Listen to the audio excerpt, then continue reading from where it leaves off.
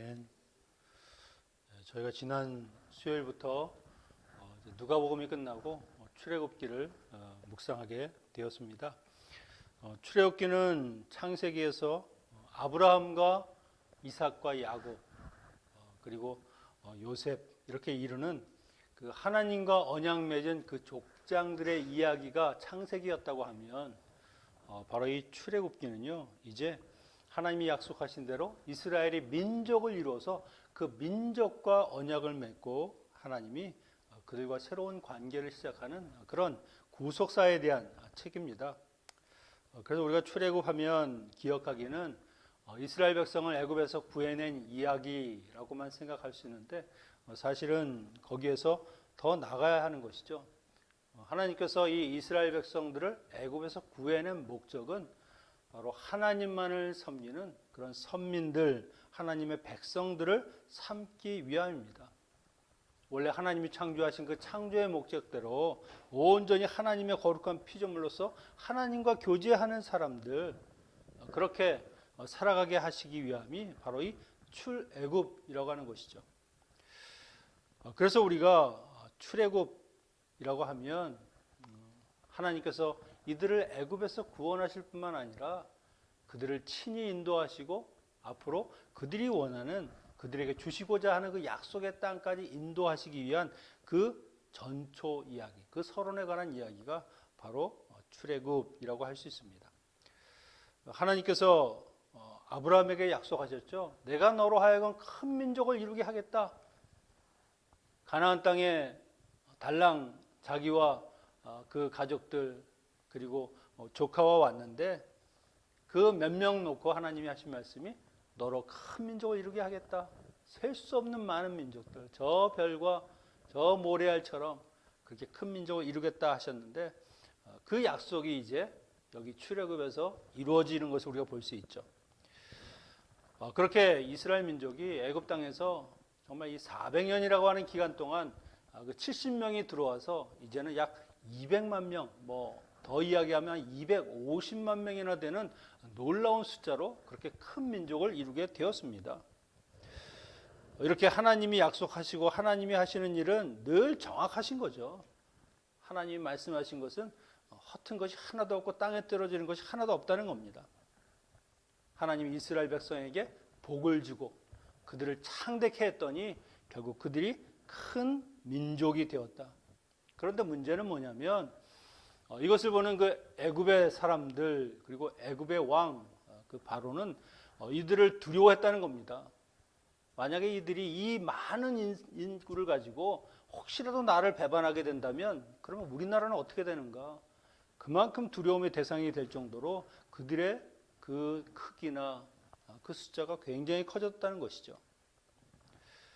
그래서 하나님은 이제 이 민족을 다시 또 약속하신 그 하나, 내가 너에게 줄 그 땅, 바로 아브라함이 그 가나안 땅에 왔을 때 그가 처음 발을 들였던 그 가나안 땅을 주시고자 하는 일을 시작하는 것이죠.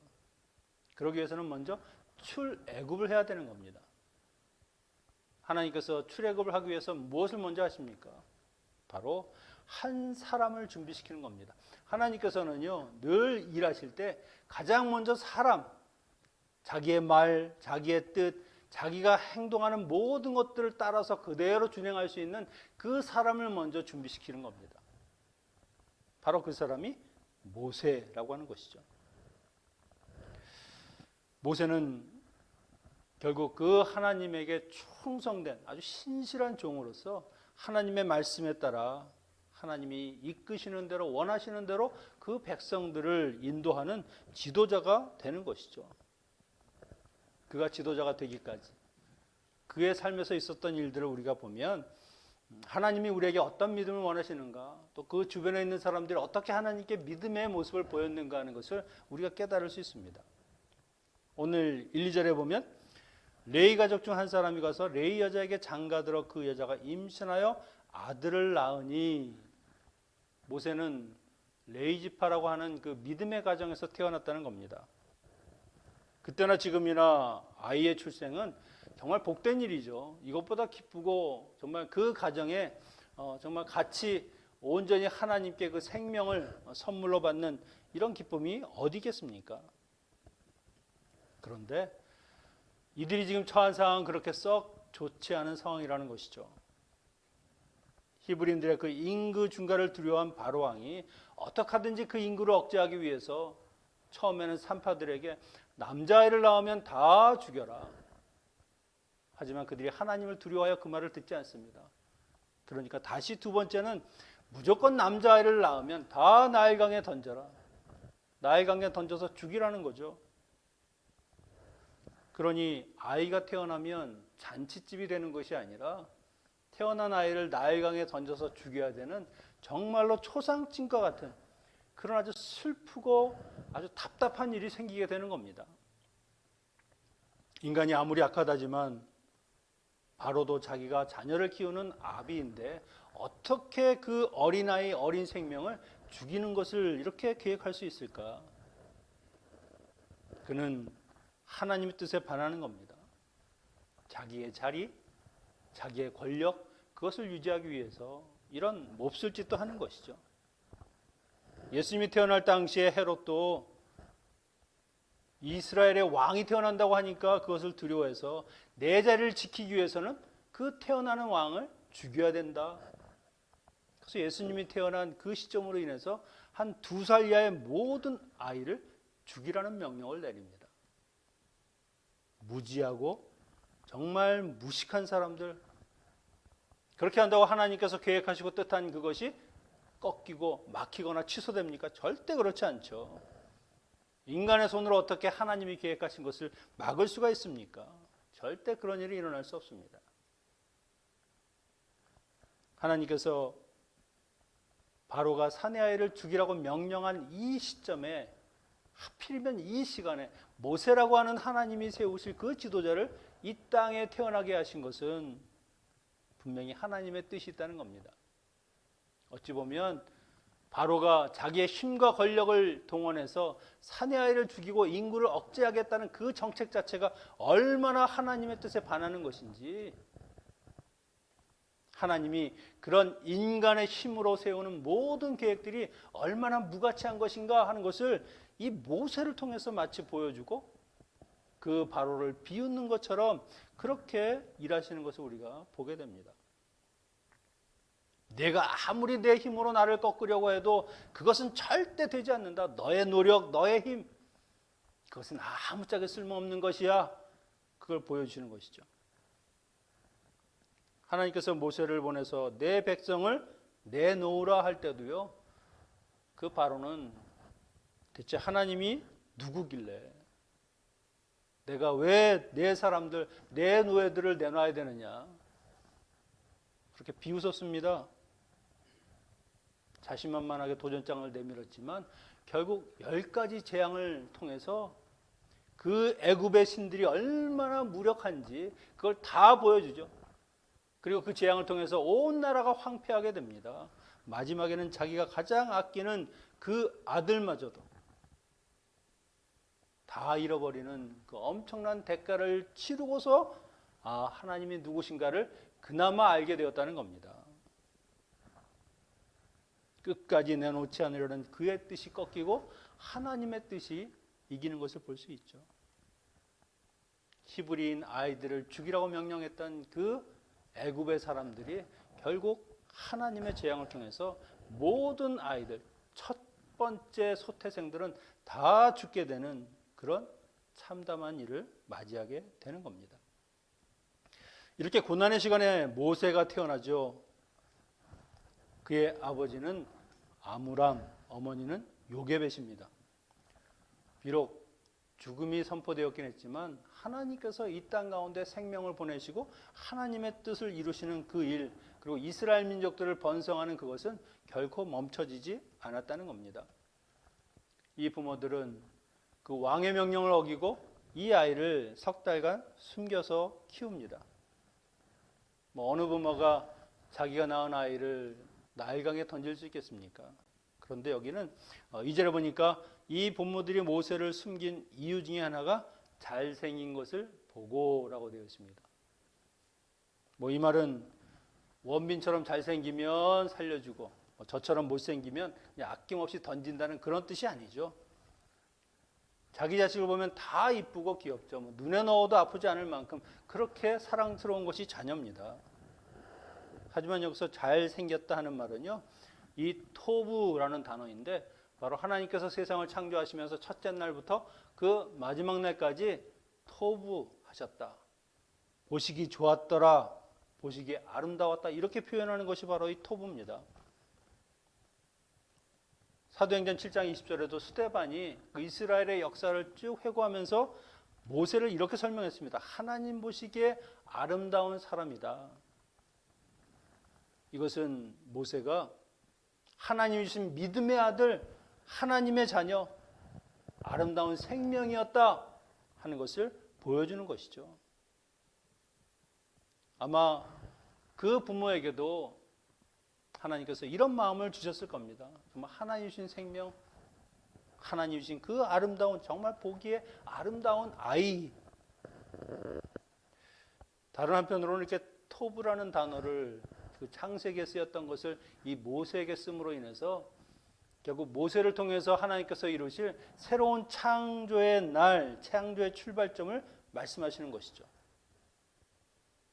이 출애굽은 새로운 창조와 같은 것입니다. 하나님이 이스라엘 백성과 언약을 맺음으로 해서 이제는 새로운 관계, 하나님과 그 인간 사이에 서로 교류할 수 있는 그런 새 출발의 날이 시작된다 하는 것을 이 모세를 통해서 이야기하는 것이죠. 모세를 숨기는 것도 이제 3개월이 지나갑니다. 더 이상 감출 수가 없죠. 아이가 크고 떠들고 웃고 그렇게 재롱 떠는 것을 어떻게 막을 수가 있습니까? 만약에 그것이 병사에게 발각되면 그냥 죽는 겁니다. 결국 이 아이를 위해서 할 수 있는 것은 병사에게 죽임을 당하는 것보다 차라리 갈대 상자를 만들어서 저 나일강에 띄우리라. 그렇게 두 사람이 결정을 하죠. 왕의 명령을 어기고 온 가족이 몰살될 수 있는 그런 상황에서도 이 아이를 지키려고 했지만 결국 인간이 지킬 수 없다는 겁니다. 그렇다고 아이를 그 나일강에 띄워보내면서 이제는 포기하는 것인가? 그건 아니죠. 이들은 이제는 온전히 하나님께 맡기는 것이죠. 하나님의 그 구원만을 간절히 바라면서 믿음으로 아이를 하나님께 내어드리는 것이 바로 이 갈대 상자를 띄우는 것입니다. 인간의 힘으로 안 되는 거니까 이제는 누가 도울 수 있느냐? 하나님만이 도울 수 있다. 하나님, 제가 할 수 있는 것은 여기까지입니다. 이 이상은 제가 도저히 할 수가 없군요. 이제부터는 하나님 손에 이 아이를 맡깁니다. 하나님이 맡아주시고 하나님이 친히 인도해 주십시오. 얼마나 가슴이 메어지겠습니까마는 그러나 하나님을 믿음으로 그 아이를 나일강에 띄우는 것이죠. 여러분, 이런 상황만 보면 지금 아이를 낳은 것이 너무나 비관적이죠. 하필이면 이때 아론과 미리암은 이런 일이 없을 때 태어났으니까 상관이 없는데 하필이면 모세는 왜 이럴 때 태어나가지고 부모로서 할 수 없는, 하지 못할 이런 일들을 하게 하는가. 그 상황만 놓고 보면 너무나 억울하고 비관적이고 낙담이 되고 도대체 하나님은 뭘 하시는 것인가?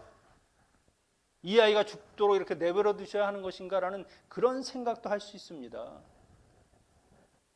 하지만 이들은 그렇게 여기지 않았다는 겁니다.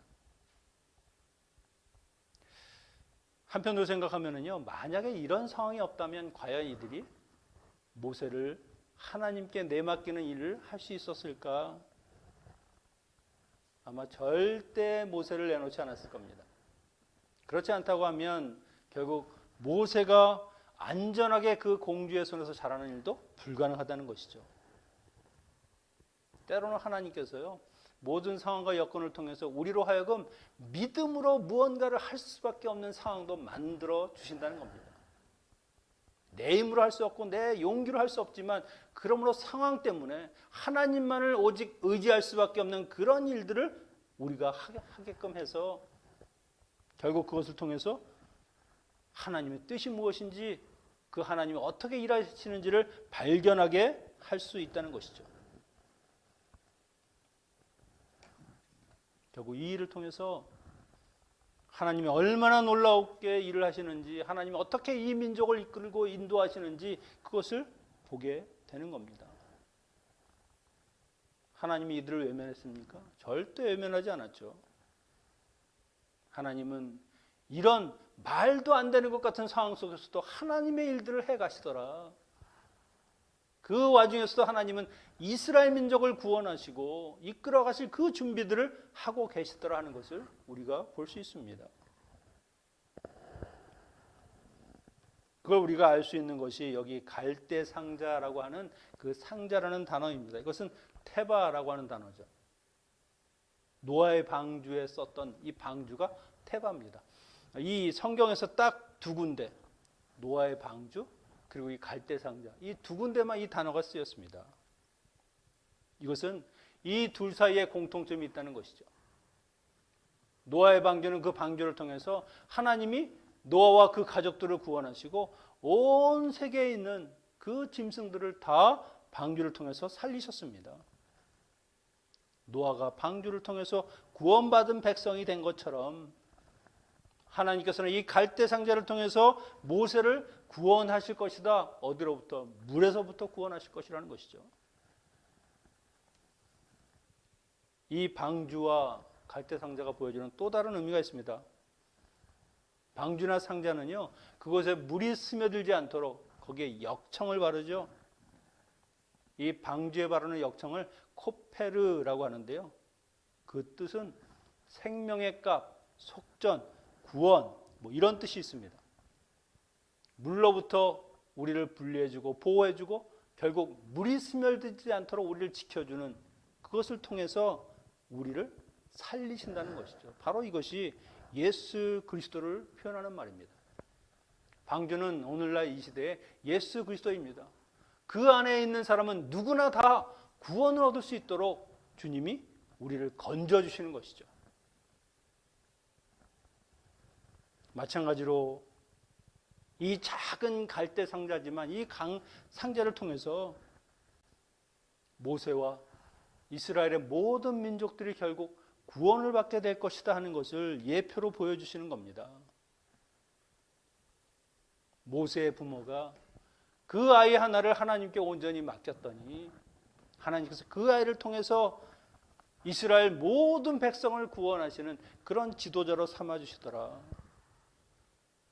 한 가정의 믿음, 그 헌신이 이스라엘 전체를 출애굽하는 그 기초가 되게 되는 겁니다. 우리가 잘 아는 한나라고 하는 여인이 있죠. 아이가 없어서 하나님께 기도하고 간절히 바랬습니다. 그리고 하나님 아이를 주시면 제가 그 아이를 하나님께 온전히 드리겠습니다라고 서원을 했습니다. 하나님이 그에게 아이를 주셨어요. 그 아이가 바로 사무엘입니다. 아이가 어렸음에도 그 젖을 떼자마자 그 아이를 그 엘리 제사장에게 보내지 않습니까?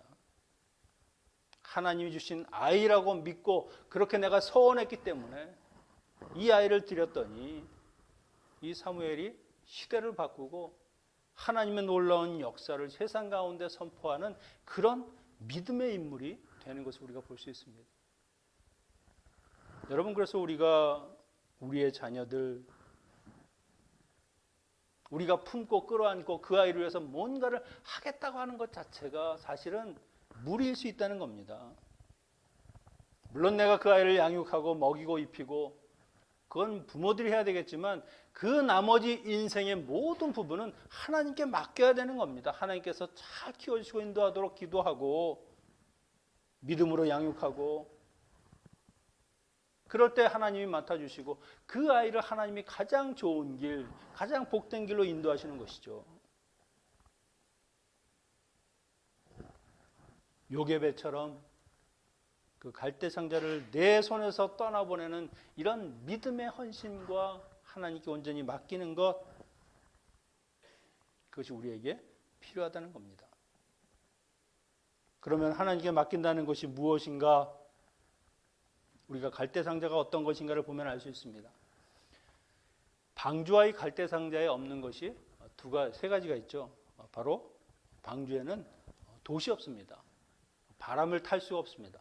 보통 배들은 돛이 있어야 바람을 따라서 이 방향을 바꾸고, 그래서 순풍으로 빨리 가기도 하고 아니면 좀 천천히 가기도 그것의 속도를 조절할 수가 있습니다. 그리고 닻이 없죠. 멈출 수가 없는 겁니다. 그냥 물이 흐르면 흐르는 대로 그냥 떠갈 수밖에 없는 것이죠.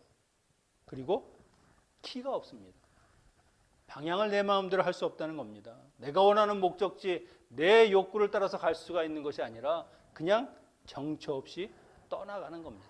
그런데 마치 아무 목적지도 없이 그냥 떠나가는 것 같지만, 그런데 하나님께서 이것을 맡아주시니까 가장 좋은 곳, 정말 하나님이 원하는, 하나님이 뜻하는 그곳으로 흘러가게 하신다는 것이죠. 갈대상자를 하나님께 맡기면 누가 운행하느냐? 하나님이 운행하시는 겁니다. 하나님이 이끌어 가시고 하나님께서 맡아주시고. 여러분, 우리의 인생도 똑같죠. 같은 이치입니다. 갈대상자 위에 있는 인생이라는 것이죠. 하나님이 가라 하면 가고 멈추라면 멈추고. 우리가 할 수 있는 것이 무엇이 있습니까? 우리가 팬데믹, 이 코로나19를 우리가 멈출 수가 있습니까? 늦출 수가 있습니까? 그냥 방어하고 조심하고 그런 것밖에 없지요. 하나님이 우리의 인생도 하나님이 이끌어 가시고 맡아주시고, 그냥 마냥 흘러가는 것 같지만 그렇게 하나님께 온전히 맡겼더니 하나님이 가장 우리로 하여금 좋은 자리, 좋은 위치, 물론 우리가 원하는 좋은 자리가 아닙니다. 하나님 보시기에 좋은 자리, 그런 자리로 우리를 인도해 주신다는 것이죠. 과연 요게벳이 믿음으로 이 갈대상자를 띄워보냈더니 하나님께서 어떻게 인도하시는가? 4절에 보니까 누이가 어떻게 되는지 보려고 멀리 섰더니, 걱정이 되죠. 그래서 혹시 어디로 가는가 이렇게 살펴보는 겁니다. 때마침 바로의 딸이 목욕하러 나일강으로 내려왔을 때 그것을 발견하게 되고, 그리고 시녀가 공주에게 보여주니까 그 안에 아이가 울고 있는 겁니다. 때마침, 하필이면 그때, 하필이면이 아니죠. 하나님께서 이미 다 예비하시고 준비하셨다는 것이죠. 요게벳이 그 아이를 놓을 때 이미 하나님께서는 공주를 그 나일강으로 인도하시고 결국 모세를 만나게 하시는 겁니다. 하나님 안에 있으면 그냥 죽을 줄 알았는데 오히려 하나님이 때마침 하나님의 손길, 하나님의 시간을 맞춰서 가장 좋은 만남을 허락하신 것이죠. 그 아이를 보면서 그 공주가 궁유로운 마음이 들었다는 겁니다. 히브리인 아이인 줄 알고, 그 바로가 히브리인 아이, 남자아이들은 다 죽여야 한다는 그 사실을 알면서도 그 아이를 자기의 아이를 내 자녀로 삼겠다고 결정을 하는 것이죠. 여러분, 이것보다 안전한 곳, 이것보다 더 좋은 곳이 어디 있습니까? 바로의 그 바로 턱 밑에서 그 딸이 이 모세를 키운다. 히브리인들, 유대인들은 이 이야기를 들으면요 박수를 치고 난리가 난답니다. 하나님이 어떻게 이렇게 하실 수 있을까? 정말 절묘하시다. 이게 인간의 힘으로 됩니까? 안 되죠. 하나님이시니까 가능한 겁니까? 가능한 겁니다. 우리가 하나님의 말씀에 온전히 나를 맡기고 순종하는 것 쉬운 일 아닙니다. 어렵죠. 그것보다 어려운 일이 어디 있겠습니까? 하지만 믿기만 하면, 믿고 맡기기만 하면 하나님께서 길을 열어주시고요. 내가 할 수 없는 길, 내가 열 수 없는 길, 내가 보기엔 도저히 불가능할 것 같은 그 일들을 하나님이 이루어 주시는 겁니다. 하나님이 이들에게 더 좋은 선물을 하시죠. 하나님께 내어놓았더니 그 다음에 어떻게 되는가? 7절에 보니까 모세의 누이가 공주에게 내가 가서 당신을 위하여 히브리인 여인 중에 유모를 불러서 아이에게 젖을 먹이게 하리까? 그렇게 하라. 그리고 데려온 사람이 누굽니까? 바로 요게벳입니다. 바로 그 아이의 어머니. 그래서 한 3년 동안은 그 어머니의 품에서 자라게 되는 것이죠.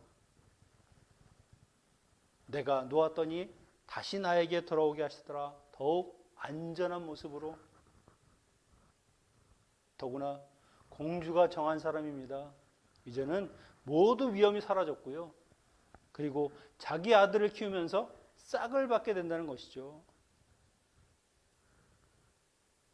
하나님이 그렇게 하셨습니다. 그리고 특별히 이 요게벳이라고 하는 그 어머니 밑에서 자라면서 그가 히브리인의 정체성, 하나님의 백성은 어떻게 살아야 하는 것을 이 3년 동안 철저하게 교육을 받았다는 것이죠. 나중에 40세가 되었을 때에도 그는 히브리인들을 자기의 동료, 나와 같은 동포, 이렇게 형제 자매로 느끼는 것을 볼 수 있습니다. 이 3년의 기간이 모세로 하여금 그렇게 히브리인이라고 하는 그런 정체성을 완벽하게 갖추게 한 것이죠. 여러분, 하나님은 분명히 일하십니다. 하나님은 이 출애굽을 준비하시면서 모세를 태어나게 하시고, 그리고 그 위험 속에서도 모세를 지켜내시고, 요게벳으로 하여금 하나님께 온전히 맡기게 하시고, 이 모든 일들 그 시작과 끝을 하나님이 하셨다는 겁니다. 때로는 우리의 인생에 참 어렵고 낙심되는 일들이 얼마나 많습니까?